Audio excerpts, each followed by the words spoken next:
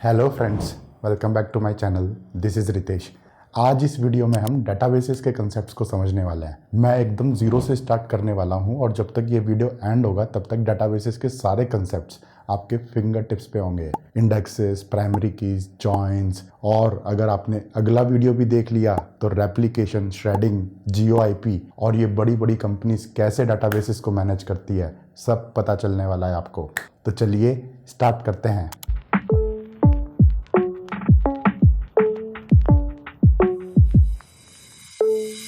Video start करने से पहले मैं आप सब लोगों को सॉरी बोलना चाहता हूँ। मुझे पता है वीडियोस थोड़े स्लो आ रहे हैं, ये कोर्स थोड़ा स्लो चल रहा है। आप लोगों को जितनी उम्मीद है उससे थोड़ा कम कंटेंट आ रहा है आपके पास। मतलब मुझे जितनी उम्मीद है उससे भी स्लो आ रहा है कंटेंट। मैं तो कोडर था तो कोड तो हम कर लेते थे खटाखट खटाखट, कभी सोचा नहीं था कि वीडियो बनाने में इतनी मेहनत लगेगी। ये भी एक अलग स्किल है। मेरे वीडियो बनाने का फॉर्मेट थोड़ा सा अलग है। मैं जब भी वीडियो बनाता हूँ मैं ट्राई करता हूँ कि आप लोगों को वैल्यू एडिशन हो, आप लोग कुछ नया सीख के जाओ, और इसलिए कभी कभी लेट हो जाता है। आप इसी तरीके से चैनल को सपोर्ट करते रहो। अगर आपको कंटेंट अच्छा लग रहा है तो कंटेंट को लाइक करो, शेयर करो, सब्सक्राइब करो, स्प्रेड द अवेयरनेस।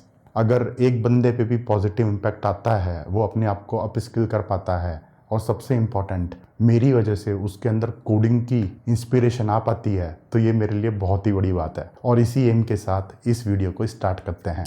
आज हम डेटाबेसेस में इन सारे कंसेप्ट्स को समझने वाले हैं। यहाँ पे हम एकदम जीरो से स्टार्ट करेंगे और सबसे पहले ये समझेंगे कि डेटाबेसेस की नीड क्यों है। फिर उसके बाद हम टाइप्स ऑफ डेटाबेसेस समझेंगे। उसके बाद फिर हम यहाँ पे primary keys, joins, indexes, tables, ये सब क्या होता है ये आपको लिस्ट दिख ही रही है। इस वीडियो में हम रिलेशनल डेटाबेसेस पे फोकस करेंगे, तो सारे कंसेप्ट्स रिलेशनल डेटाबेस पे ही अप्लाई होंगे। रिलेशनल डेटाबेसेस दुनिया में सबसे ज़्यादा यूज होने वाले डेटाबेस हैं। Most widely used and popular database in the world. बड़ी बड़ी कंपनीज, फेसबुक माईसीक्वल पे चलता है, उबर माईसीक्वल पे चलता है, एडोबी में हम पोस्टग्रेस यूज करते थे। और सबसे एंड में हम ये सारे कंसेप्ट्स को प्रैक्टिकली भी अप्लाई करेंगे और एक डेटाबेस इंस्टॉल करेंगे, टेबल बनाएंगे, क्वेरीज करेंगे डेटाबेस में, कॉम्प्लेक्स क्वेरीज भी रन करके देखेंगे। और एक बात और मैं कहना चाहूंगा कि ये जितने भी टॉपिक्स पे हम आज बात करने वाले हैं, ये सब मैंने वीडियो में मार्क कर दिए हैं, टाइम स्टैम्प। अगर आपको इसमें कुछ चीजें ऐसी हैं जो आपको पहले से आती हैं तो आप डायरेक्टली उस टाइम स्टैम्प पे जंप कर सकते हो। चैप्टर्स मार्क कर दिए हैं मैंने, पहली बार कर रहा हूँ ये चैप्टर वाला काम। डेटाबेस के कंसेप्ट्स को शुरू से लेके एंड तक समझने के लिए मैं एक कॉमन एग्जांपल लेके चलूंगा। और पिछले वीडियो में हमने एक वेब एप्लीकेशन का कोड किया था जिसमें यूजर आता था, रजिस्टर करता था, लॉगिन करता था, और लॉगिन करने के बाद वो अपनी प्रोफाइल इंफॉर्मेशन भी देख सकता था। फिलहाल के लिए हमारी एप्लीकेशन में एक ही एंटिटी है, यूजर एंटिटी। फिजिकल यूजर्स को कंप्यूटर में मैं यूजर एंटिटी के फॉर्म में रिप्रेजेंट कर रहा हूँ। पिछले वीडियो में जब हम कोड कर रहे थे तो वहां पे हमने यूजर एंटिटी रिकॉर्ड्स को मेमोरी में सेव किया था, एरे में सेव किया था, और जब भी मैं सिस्टम रिस्टार्ट करता था तो हमारे यूजर्स गायब हो जाते थे, क्योंकि ऑब्वियसली वो मेमोरी में सेव है। तो रीस्टार्ट करते ही आपकी रैम क्लियर हो जाएगी, आपका प्रोग्राम खत्म हो जाएगा। तो एक बात तो यहीं से क्लियर है कि हमें डेटाबेस की नीड क्यों है। किसी भी डाटा को परसिस्टेंट तरीके से सेव करने के लिए डेटाबेस की नीड होती है। परसिस्टेंट का मतलब यहाँ पे ये है कि सेफ, सिक्योर, रिलायबल तरीके से डाटा को सेव करना। अगर आपका सर्वर क्रैश हो जाता है या फिर कोई एरर भी आती है, रीस्टार्ट होता है, कुछ भी होता है, हार्ड डिस्क भी क्रैश हो जाती है, आग भी लग जाती है, तो भी आपका डाटा कहीं पे भी नहीं जाएगा। तो डेटाबेसेस की नीड यहाँ से तो क्लियर हो गई। अगर सिर्फ डाटा सेव करने की बात है तो मैं डाटा को तो फाइल में भी सेव कर सकता हूं, पर हम ऐसा क्यों नहीं करते? तो शायद आप लोगों को पता हो, बट फिर भी फाइल में सेव करने में बहुत दिक्कतें हैं। नंबर वन, अगर मेरे पास एक से ज़्यादा एंटिटीज़ हैं, जैसे कि अगर यूज़र है, उसके ऑर्डर्स हैं, प्रोडक्ट्स हैं, या और भी कुछ है मेरे पास, तो आप इमेजिन कर सकते हो कि फाइल में सेव करने में कितनी बड़ी प्रॉब्लम होने वाली है। आपको अलग अलग फाइल्स को मैनेज करना पड़ेगा। और नंबर टू, अगर आप अपनी एप्लीकेशन को डिस्ट्रीब्यूटेड फैशन में रन करते हो, मतलब कि एक से ज़्यादा सर्वर्स पे आपकी एप्लीकेशन डिप्लॉय है, तो वहाँ पे तो फाइल्स को हम यूज ही नहीं कर सकते, आपको एक डिस्ट्रीब्यूटेड फाइल सिस्टम चाहिए। नंबर थ्री, अगर बहुत ज़्यादा रिकॉर्ड्स हो जाते हैं तो भी हम फाइल में डाटा को सेव नहीं कर सकते। अगर मान लो आपके पास लाखों करोड़ों यूजर्स हैं तो आप फाइल में कैसे सेव करोगे? तो इतने सारे पॉइंट से ये बात तो क्लियर है कि हम डाटा को फाइल में सेव नहीं कर सकते और हम डाटा को मेमोरी में भी सेव नहीं कर सकते। डाटा को हमें परसिस्टेंट तरीके से सेव करना होता है और इसलिए हमें डेटाबेसेस की नीड है। अब आगे बढ़ते हैं और ये समझते हैं कि डेटाबेसेस होते क्या हैं। तो डेटाबेस मतलब कि एक कलेक्शन ऑफ एंटिटीज, जैसे कि यूजर एक एंटिटी है, ऑर्डर एक एंटिटी है, प्रोडक्ट एक एंटिटी है, तो इसी तरीके से ये सारी एंटिटीज के कलेक्शन को हम डेटाबेस बोलते हैं। और अगर कोई दूसरा एंटिटी का कलेक्शन है तो वहाँ पे दूसरा डेटाबेस हो जाएगा। डेटाबेसेस को हम नेम से आइडेंटिफाई करते हैं कि इस वाले डेटाबेस को मैं अपने कोडिंग दुनिया नाम दे सकता हूँ, दूसरी एप्लीकेशन के लिए कोई दूसरा डेटाबेस है तो उसको मैं कोई और नाम दे सकता हूँ। डेटाबेस मैनेजमेंट सिस्टम मतलब कि a set of programs, computer programs जो डेटाबेसेस को मैनेज करने की फंक्शनलिटी प्रोवाइड करते हैं। डेटाबेसेस को क्रिएट करना, एंटिटीज को क्रिएट करना, डाटा सेव करना,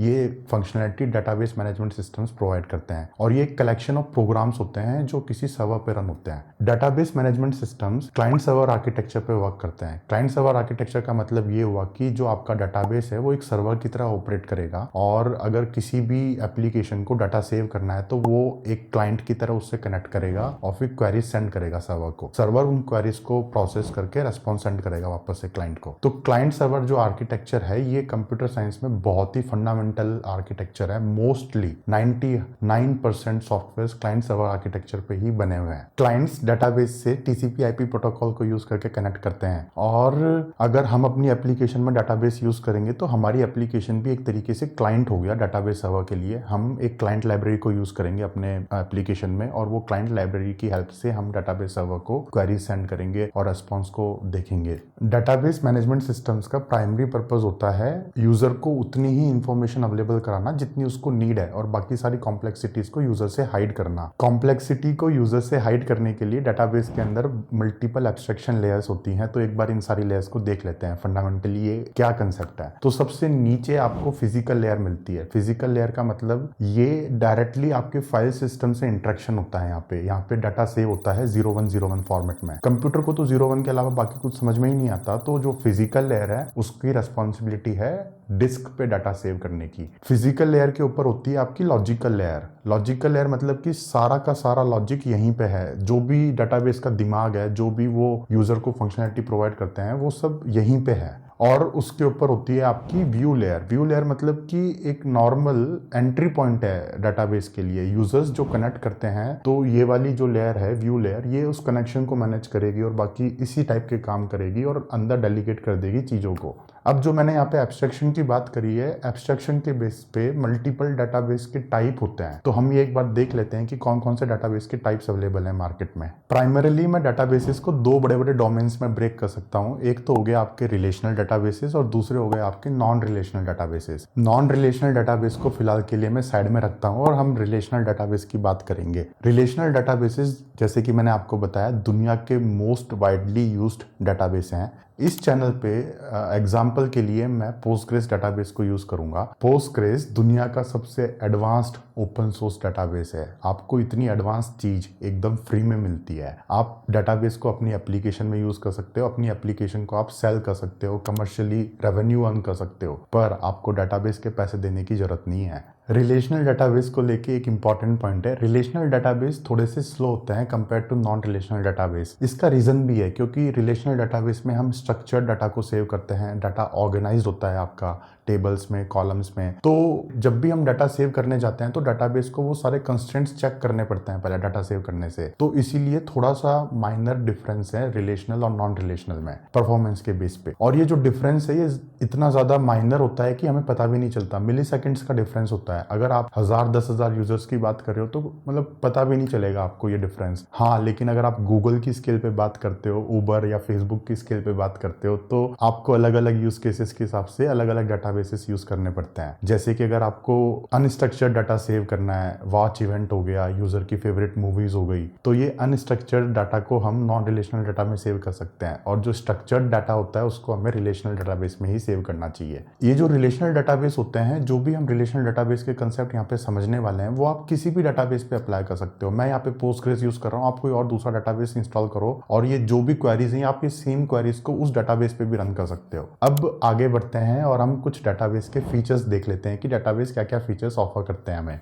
डाटाबेस मैनेजमेंट सिस्टम्स जो भी फीचर्स प्रोवाइड करते हैं उसको हम 4 बड़े बड़े डोमेन्स में ब्रेक कर सकते हैं। सबसे पहले है डाटा डेफिनेशन। इसका मतलब ये हुआ कि आप जो डाटा सेव करने वाले हो, आप वो डाटा को डिफाइन कर सकते हो डाटाबेस में कि आपको ये डाटा सेव करना है, यूजर सेव करना है, ऑर्डर्स, प्रोडक्ट्स, जो भी आपको डाटा सेव करना है आप डाटा डिफाइन कर सकते हो। दूसरे डोमेन में आता है डाटा अपडेशन। मतलब कि आप डाटा को अपडेट करोगे। आपने डाटा डिफाइन कर दिया कि हमें ये डाटा सेव करना है, उसके बाद आप डाटा को एक्चुअल में सेव करोगे, अपडेट करोगे, डिलीट करोगे या इंसर्ट करोगे। तो दूसरा कैटेगरी हो गया डाटा अपडेशन की। तीसरी कैटेगरी में होता है डाटा रिट्रीवल। हमने डाटा को डिफाइन करा, डाटा को सेव करा और उसके बाद हम डाटा को क्वेरी करना चाहेंगे, डाटा को निकालना चाहेंगे डाटाबेस से, तो तीसरी कैटेगरी होगी डाटा रिट्रीवल की। और फोर्थ कैटेगरी होती है आपकी डाटा एडमिनिस्ट्रेशन, मतलब कि आपने जो भी डाटा सेव करा है, डिफाइन करा है, आप उसको एडमिनिस्टर कर सको। ऐसा ना हो कि कोई भी बाहर का बंदा आके आपका डाटा चुरा ले। तो सिक्योरिटी फीचर्स भी बिल्ट इन होते हैं डाटाबेस के अंदर। तो ये जो 4 कैटेगरी के फीचर्स हैं, ये तो सारे डाटाबेस प्रोवाइड करते हैं, अब चाहे वो रिलेशनल हो या ना हो। पर रिलेशनल डाटाबेसेस इससे ऊपर कुछ और फीचर्स भी प्रोवाइड करते हैं, जैसे कि नंबर 1 एटॉमिसिटी। एटॉमिसिटी का मतलब यहाँ पे ये है कि एक ट्रांजैक्शन या तो पूरा कंप्लीट होगा या नहीं होगा। मतलब ऐसा नहीं होगा कि अगर आपको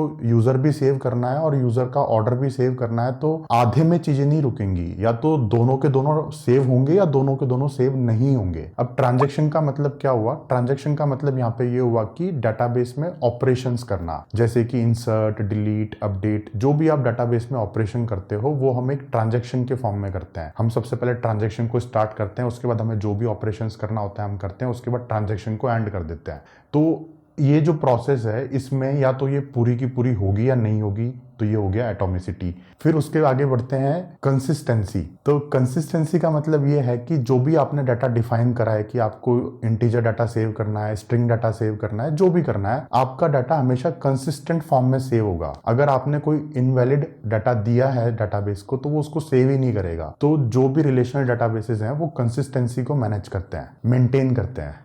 थर्ड है आइसोलेशन। आइसोलेशन मतलब कि मान लो आपके पास 10 ट्रांजैक्शंस हैं पैरेलल, तो अगर यहाँ वाला ट्रांजैक्शन फेल हो गया तो बाकी 9 ट्रांजैक्शंस पे आपको कोई फर्क नहीं पड़ेगा। हर एक ट्रांजैक्शन इंडिपेंडेंट होता है बाकी ट्रांजैक्शन से। और सबसे लास्ट में आता है ड्यूरेबिलिटी। ड्यूरेबिलिटी मतलब कि आप जो भी डाटा सेव करोगे वो ड्यूरेबल होगा, वो कहीं गायब नहीं होगा। अगर आपका सर्वर क्रैश हो गया, कुछ भी हो गया, तो भी आपका डाटा सेफ रहेगा। तो ये चारों चीजों को हम कंबाइन करके बोलते हैं acid properties, ACID, acid properties. Relational database के बहुत ही इंपॉर्टेंट फीचर्स हैं ये एसिड प्रॉपर्टीज, और इसी की वजह से, इन्हीं प्रॉपर्टीज की वजह से बड़ी बड़ी कंपनीज में हम रिलेशनल डाटाबेस को यूज करते हैं। क्यों करते हैं? क्योंकि आपको अभी समझ में आ जाएगा। अगला वीडियो तो देखना पड़ेगा ना आपको। अभी तक मैंने जो भी बातें करी हैं ये तो आपको बस स्टार्ट करने के लिए है, असली कहानी तो अब शुरू होने वाली है। आगे बढ़ते हैं और हम रिलेशनल डाटाबेस के कंसेप्ट्स को समझते हैं कि रिलेशनल डाटाबेस में क्या क्या चीजें अवेलेबल होती हैं। तो रिलेशनल डाटाबेस में सबसे पहले तो आपको मिलता है टेबल। टेबल को आप एक्सेल शीट की तरह इमेजिन कर सकते हो कि यार आप जो एक्सेल शीट देखते हो, Excel sheet same to same table है, मतलब लॉजिकल टेबल है जिसमें आपके पास रोज होती हैं और कॉलम्स होते हैं, और एक एंटिटी के लिए हम एक टेबल रखते हैं। अगर मेरे को यूजर सेव करना है तो मैं यूजर टेबल में करूंगा, अगर मेरे को ऑर्डर सेव करना है तो मैं ऑर्डर वाली टेबल में करूंगा। इस तरीके से हम कितनी भी टेबल्स बना सकते हैं अपने डाटाबेस में। टेबल्स को हम रिलेशन बोलते हैं। रिलेशनल डाटाबेस में जो रिलेशन जो वर्ड है वो आया है टेबल से, तो टेबल को हम रिलेशन भी बोलते हैं। तो टेबल्स के अंदर रोज होती हैं, एक यूजर रिकॉर्ड एक रो में सेव होगा, यूनिक मतलब। और जो यूजर की प्रॉपर्टीज होती हैं जैसे कि उसका नाम, उसकी age, gender, date of birth, जो भी है वो बन जाते हैं आपके कॉलम्स। यहाँ पे जो आपको डायग्राम दिख रहा है, मेरे को लगता है ये डायग्राम देख के आपको क्लैरिटी मिल गई होगी कि टेबल क्या होती है, कॉलम्स क्या होते हैं, रो क्या होती है। और अगर इनको लेके कोई डाउट है तो नीचे कमेंट कर दो।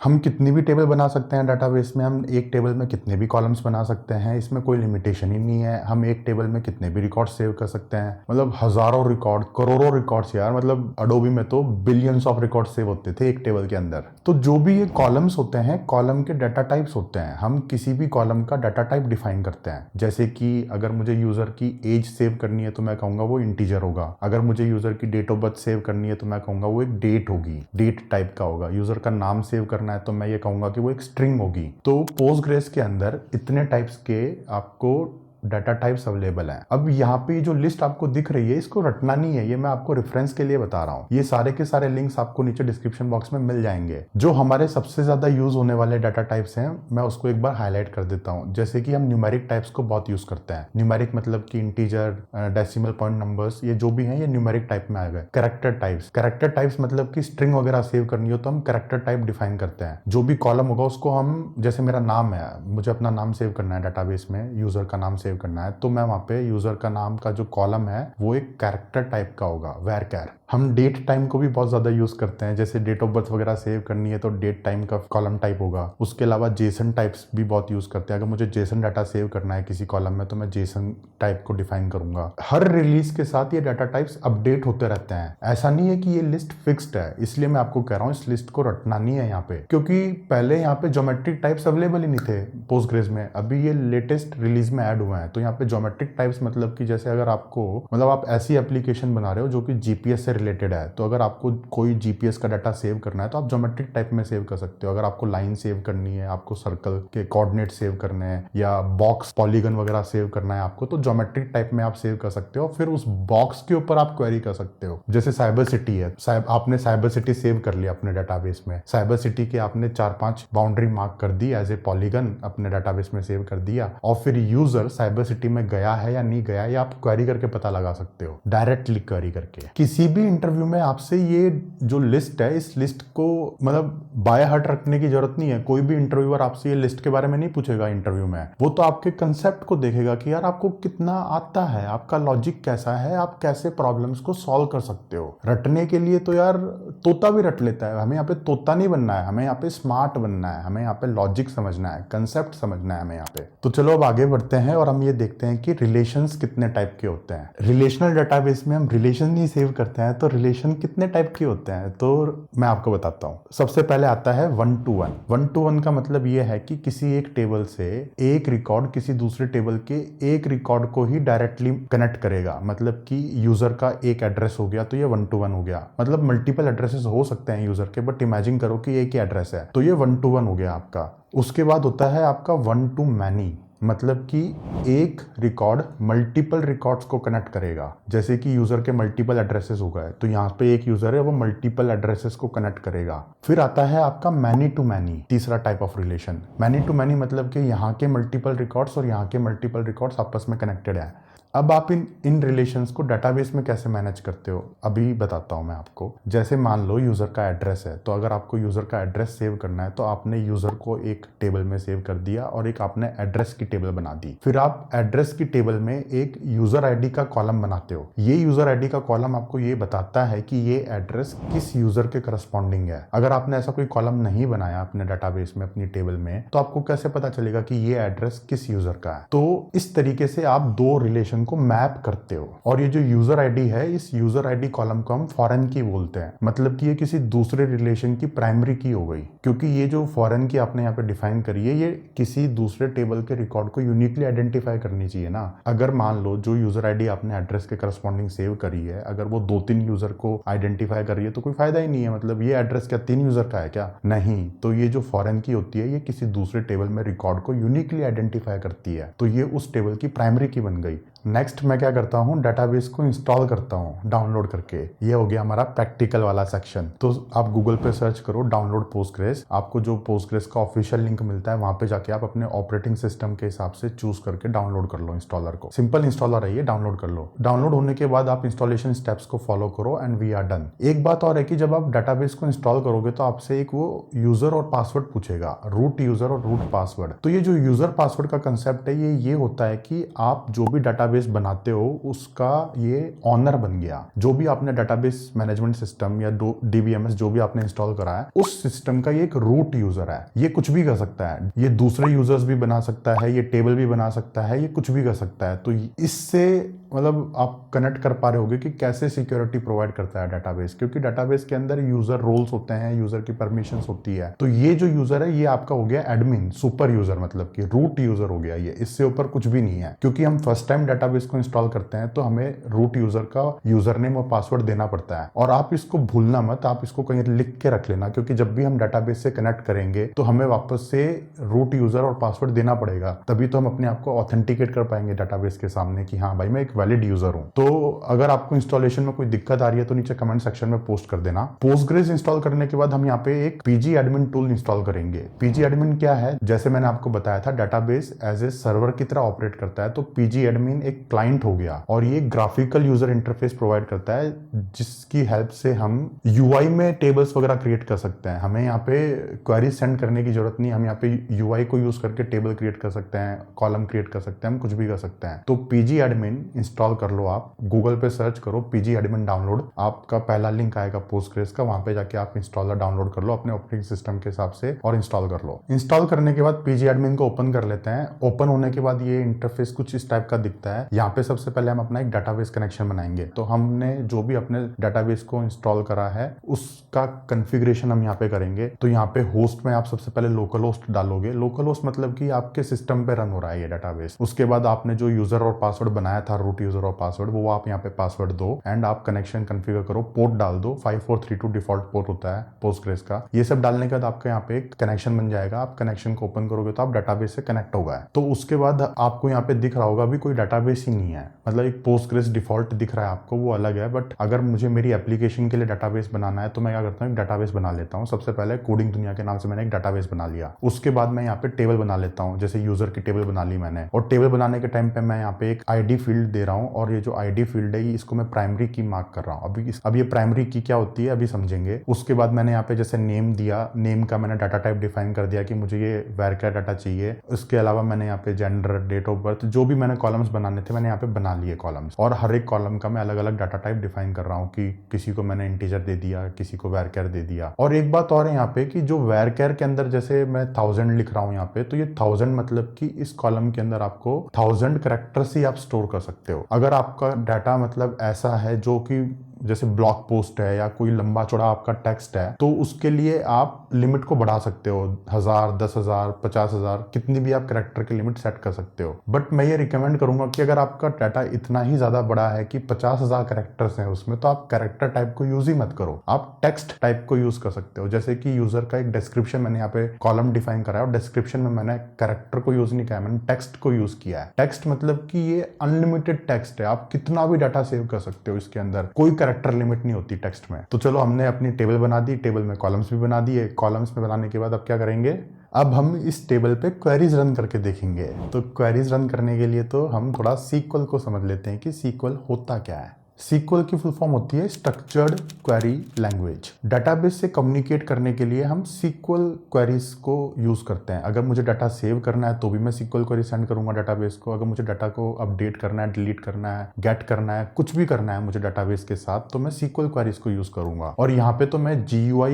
यूज करके मैंने टेबल को बनाया है। एक्चुअल में तो ये GUI क्या करता है, ये सीक्वल क्वेरीज ही सेंड करता है डाटाबेस को। सीक्वल क्वेरीज के दो मोटे मोटे डोमेन्स होते हैं। ऐसी क्वेरीज जो डाटा स्ट्रक्चर को डिफाइन करती है उनको हम बोलते हैं डाटा डेफिनेशन लैंग्वेज और DDL for short. Data structure को डिफाइन करने का मतलब है टेबल क्रिएट करना, इंडेक्सेस बनाना, कॉलम्स ऐड करना टेबल में, टेबल को चेंज करना, कॉलम के डाटा टाइप को चेंज करना एंड सो ऑन। इस टाइप की जो भी क्वेरीज हैं ये आ गई आपकी DDL वाले डोमेन में। इसके अलावा ऐसी क्वेरीज जो एक्चुअल में डाटा को मैनिपुलेट करती है, जैसे कि डाटा को सेव करना, अपडेट करना, इंसर्ट करना, वो आती हैं आपकी डाटा मैनिपुलेशन लैंग्वेज यानी DML फॉर शॉर्ट, ये वाले डोमेन में। हमारा मोस्टली DML से लेना देना होता है क्योंकि हम एक बार टेबल बना देते हैं उसके बाद तो हमें मोस्टली DML पे ही काम करना है। तो हम DML डोमेन को पकड़ते हैं, उसको उठाते हैं और उसमें बहुत सारी चीजें हैं उसको समझते हैं। आप कोई भी डाटाबेस पे काम करोगे आपको 4 फंडामेंटल ऑपरेशन करने होंगे डाटा के ऊपर। या तो आप डाटा को क्रिएट करोगे मतलब इंसर्ट करोगे, या फिर आप डाटा को रीड करोगे, अपडेट करोगे या डिलीट करोगे। तो ये 4 फंडामेंटल ऑपरेशन ही होते हैं डाटा पे। इनको कंबाइन करके हम बोलते हैं CRUD।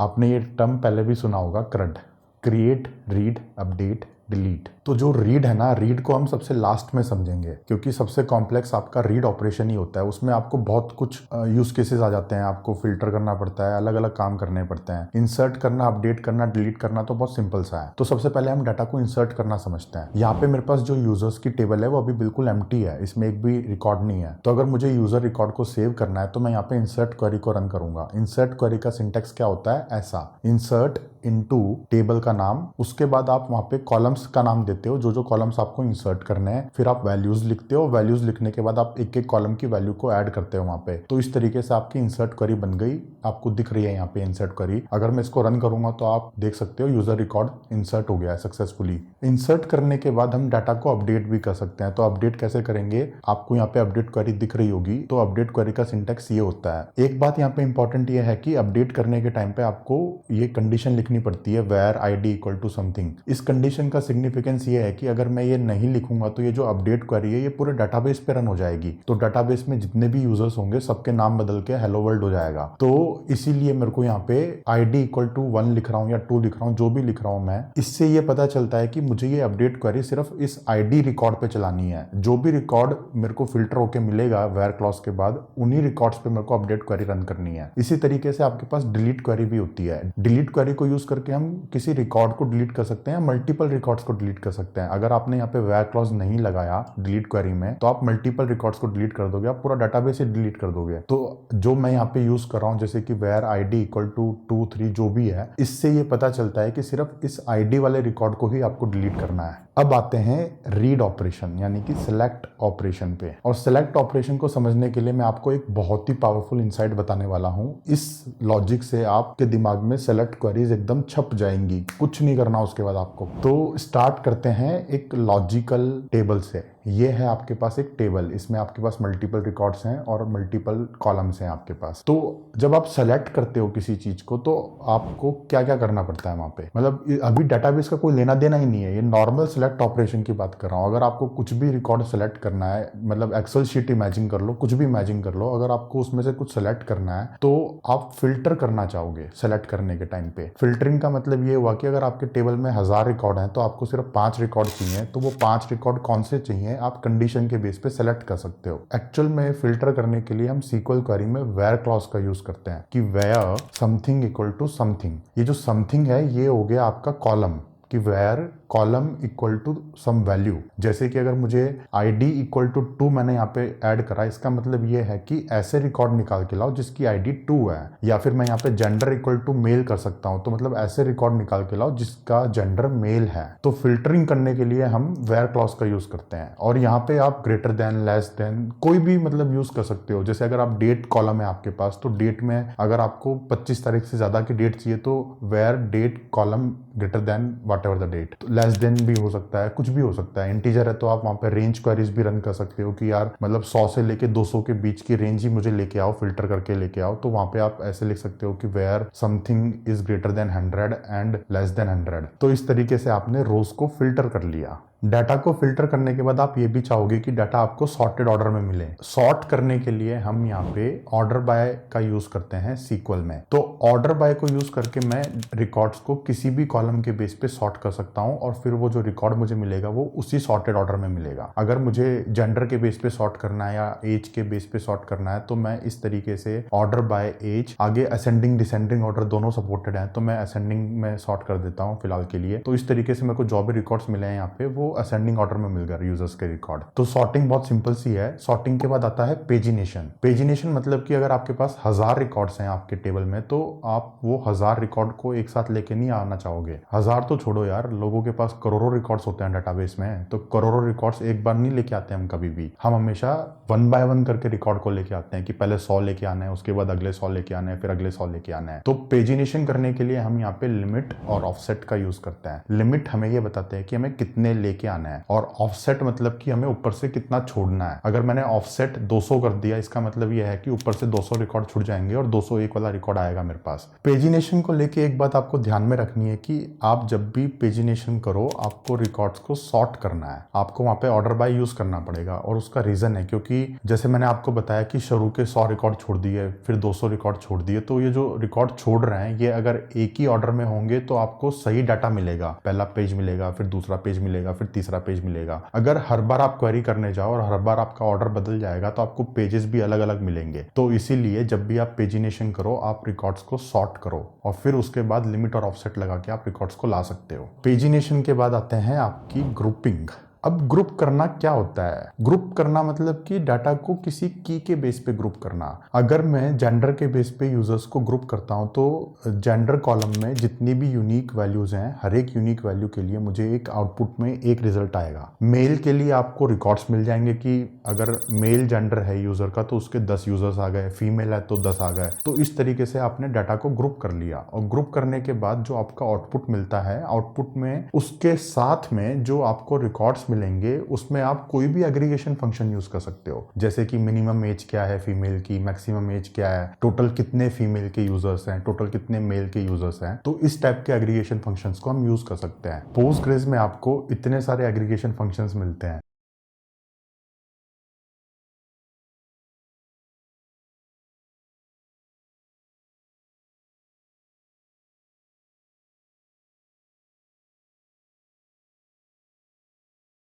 अगेन इस लिस्ट को आपको रटना नहीं है, ये सिर्फ रेफरेंस के लिए मैं आपको बता रहा हूँ। ऐसे आप कितने फंक्शंस को रटोगे? आपका कंसेप्ट क्लियर होना चाहिए। और यहाँ पे मैं आपको इनका प्रैक्टिकल करके दिखा देता हूँ एक बार। जैसे कि सेलेक्ट, मैंने यहाँ पे क्वेरी लिखी है, जेंडर के बेस पे मैंने ग्रुप करा है, और उसके बाद मैंने ये पता लगाया कि मिनिमम एज क्या है फीमेल की, मैक्सिमम एज क्या है, टोटल कितने फीमेल मेल के यूजर्स हैं।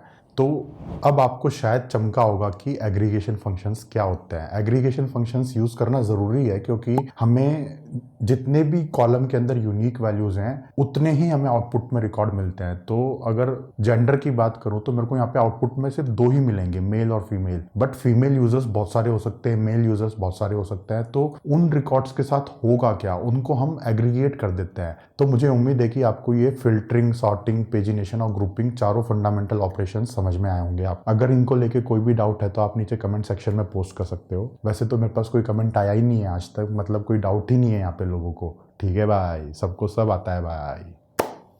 आगे बढ़ते हैं और डेटाबेस टेबल्स के कुछ इंपॉर्टेंट कंसेप्ट्स हैं उनको समझते हैं। तो सबसे पहले टेबल आपको पता ही है क्या है। किसी भी एक एंटिटी के लिए हम एक टेबल बनाते हैं। हम एक ही एंटिटी टाइप के रिकॉर्ड्स को एक टेबल में सेव करते हैं। अगर मुझे यूज़र के रिकॉर्ड सेव करना है तो मैं यूज़र्स टेबल में करूँगा। अगर मुझे प्रोडक्ट्स को सेव करना है तो मैं प्रोडक्ट्स टेबल में करूँगा। ऑर्डर्स को सेव करना है तो ऑर्डर्स में करूँगा। अब टेबल के अंदर जब हमने टेबल बनाई थी यूज़र की, तो वहाँ पे हमने एक आईडी को बनाया था कॉलम को, और आईडी को हमने प्राइमरी की मार्क करा था। तो अब प्राइमरी की क्या होती है? प्राइमरी की मतलब कि एक ऐसा कॉलम जिसके बेस पे आप किसी रिकॉर्ड को यूनिकली आइडेंटिफाई कर सको। जैसे कि हमारे केस में यूज़र का ईमेल भी यूनिक है, तो मैं यहाँ पे ईमेल को भी एज ए प्राइमरी की बना सकता हूँ। पर मैंने ऐसा नहीं किया। अभी क्यों नहीं किया वो अभी थोड़ी देर में आपको समझ में आ जाएगा।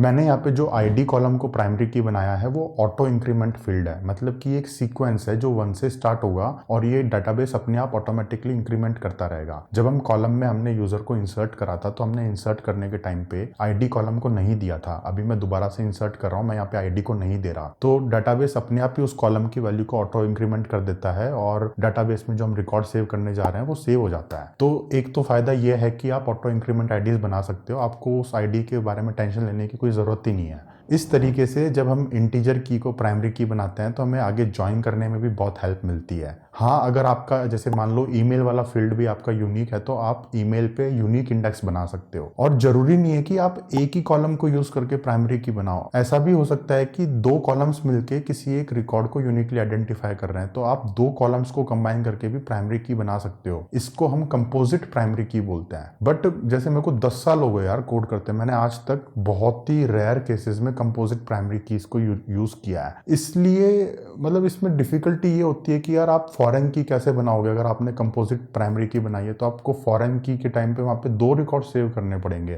मतलब 2 कॉलम्स ऐड करने पड़ेंगे आपको। और जॉइंट्स भी बहुत स्लो होते हैं कंपोजिट प्राइमरी कीज में। अगर आपको नीड है तो आप बनाओ, बट उससे बेटर सोल्यूशन है कि आप इंटीजर ऑटो इंक्रीमेंट कीज को यूज कर सकते हो एज ए प्राइमरी की। और वो जो दोनों की मिलकर आपका यूनिक बनाती है उसको आप यूनिक इंडेक्स बना सकते हो, जैसे हमें ईमेल पे बना सकते हैं। अब इंडेक्स और जॉइंट्स क्या होते हैं? तो इंडेक्स को समझने के लिए मैं आपको एक एग्जांपल देता हूं। आपके पास यूजर टेबल के अंदर मान लो 50 करोड़ रिकॉर्ड्स हैं, और अगर आपने वेयर क्लॉज लगा के एज आपने ग्रेटर देन 20 मांगा है, तो डाटाबेस इस क्वेरी को कैसे रन करेगा? डाटाबेस को 1 बाय 1 सारे रिकॉर्ड्स को देखना पड़ेगा, और जिस भी रिकॉर्ड की एज 20 से ज्यादा होगी वो उसको आउटपुट में ऐड कर देगा। तो इससे क्या होता है ना कि आपकी क्वेरीज बहुत स्लो हो जाती हैं। अगर आपके पास बहुत ज्यादा रिकॉर्ड्स हैं तो डाटाबेस को सारे रिकॉर्ड्स 1 बाय 1 चेक करने पड़ेंगे। इसलिए आप क्वेरीज की परफॉर्मेंस को फास्ट बनाने के लिए इंडेक्स बनाते हो। तो इंडेक्स बनाने से हम इस टाइप की क्वेरीज की परफॉर्मेंस को फास्ट कर सकते हैं। और ये फास्ट कैसे हो जाती हैं, इसके लिए मैं थोड़ा आपको डिटेल में बताता हूँ। जैसे